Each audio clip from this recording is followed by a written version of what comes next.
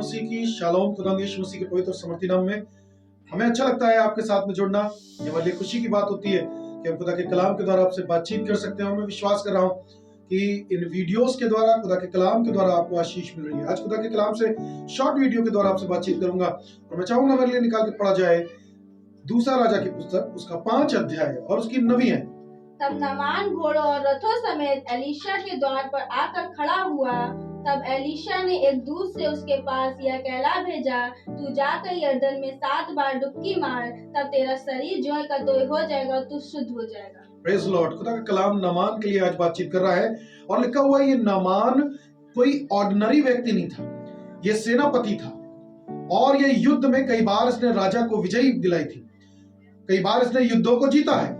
ये बहुत से युद्धों को जीत रहा है, ये बहुत सी लड़ाइयों को जीत रहा है, लेकिन ये एक लड़ाई से हार जा रहा है और ये लड़ाई इसके कोढ़ की है। इसकी लड़ाई से ये हार जा रहा है। ये कोढ़ इसके शरीर को कमजोर करता जा रहा है, ये कोढ़ इसकी आत्मा को कमजोर करता जा रहा है, ये कोढ़ इसकी चीजों को खराब करता जा रहा है। आज शायद हो सकता है बहुत से कोढ़ आपके जीवनों में होंगे, शायद हो सकता है नाउमीदी का कोढ़ होगा, शायद हो सकता है आपको लग रहा होगा कि शायद खुदा मेरे साथ में नहीं है। परमेश्वर का कलाम लेकिन बता रहा है, ये गया नामान गया एलीशा के पास में, और जब ये एलीशा के पास में पहुंचा है तब मालूम है इसने क्या किया। इसने एलीशा तक खबर पहुंचाई है कि नामान तुमसे मिलने आया, लेकिन एलीशा घर से बाहर नहीं आया और उसने अपने एक सेवक को भेज करके नामान से कहला दिया कि नामान जाओ और जाकर के यरदन में 7 डुबकी मार दो। मालूम है इसे नहीं मालूम था कि खुदा का दास क्या कह रहा है। इस खुदा के दास की वर्ड्स में पावर है, क्योंकि ये वर्ड्स खुदा की ओर से दिए हुए हैं, ये अधिकार खुदा की ओर से दिया हुआ है। खुदा ने आपको अधिकार दिया है हर एक बीमारी को डांटने का, हर एक तकलीफ को डांटने का, हर एक डिप्रेशन को डांटने का,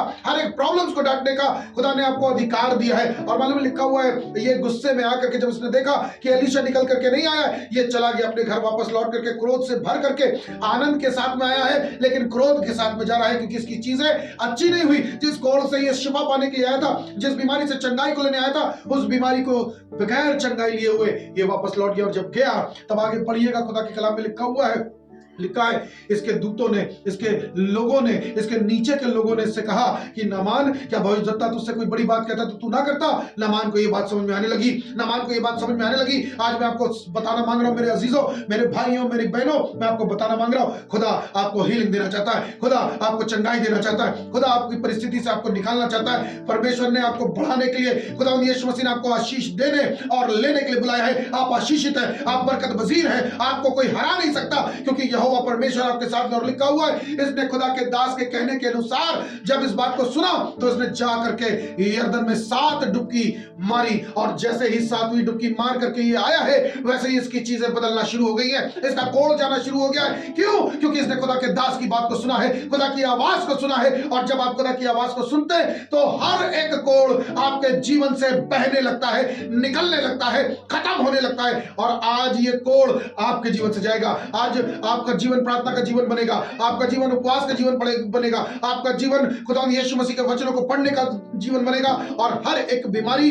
हर एक डिप्रेशन, हर एक नाउमीदी आपके जीवन से हार करके जाएगी, क्योंकि खुदा यीशु मसीह ने कह दिया है कि ये कोढ़ अब तुम्हारे जीवन में नहीं रहने वाला है। अब मेरा अभिषेक तुम्हारे ऊपर आने वाला है, अब मेरा पवित्र आत्मा तुम्हारे ऊपर आने वाला है, अब तुम्हारे ऊपर अनॉइंटिंग आने वाली है। और ये अनॉइंटिंग आज से आपके जीवन में यीशु के सामर्थी नाम में आए। मैं विश्वास दिलाता हूं इस कलाम के द्वारा आपको आशीष मिलेगी, आपको बरकत मिलेगी। और मालूम है जब इसने उस डुबकी को मारा है, इसने 7वीं डुबकी को मारा है, तब इसने कोढ़ के ऊपर खुदा यीशु के समर्थी नाम में विजय को प्राप्त किया है। आज आप यीशु के नाम से विजय को प्राप्त करेंगे।